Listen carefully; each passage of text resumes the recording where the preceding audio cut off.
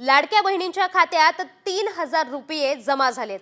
लाडकी बहिणींना 2 हप्त्यांचे पैसे एकत्र मिळालेत। पैसे काढण्यासाठी बहिणींची तोबा गर्दी झाली आहे। नंदुरबारमध्ये लाडक्या बहिणींची रांग लागलेली दिसून आली आहे। तर आता लाडक्या बहिणींना 3,000 रुपये मिळालेले आहेत।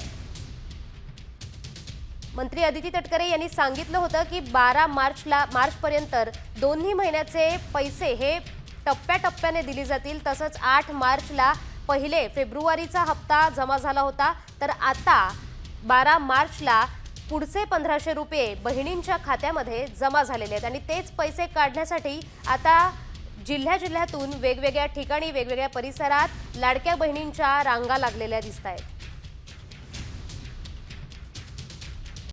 कॉमस्कोर नुसार आता isakal.com आहे देशातील नंबर 1 ची मराठी न्यूज वेबसाईट। प्रत्येक अपडेटसाठी isakal.com ला नक्की भेट द्या।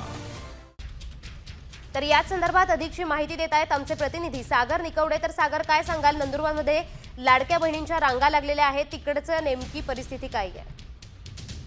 नक्कीच लाडकी बहीण योजनेचे पैसे हे अकाउंटला आता पडलेले आहेत। अनेक महिलांना खरेदी करण्यासाठी खरं तर पैशांची गरज होती आणि त्यामुळे आता ऐन होळीच्या वेळेस अकाउंटला पैसे आल्यामुळे लाडकी बहिणींमध्ये आनंदाचं वातावरण आहे। आज सकाळपासूनच पोस्ट ऑफिस समोर पैसे काढण्यासाठी महिलांची मोठी गर्दी पाहायला मिळाली आहे। अनेक म्हणजे 100 ते 200 मीटर पर्यंत या महिलांची रांग आज सकाळपासूनच पोस्ट ऑफिसच्या बाहेर लागल्याचं सध्या पाहायला मिळतंय। जी धन्यवाद सागर दिलेल्या या माहितीबद्दल।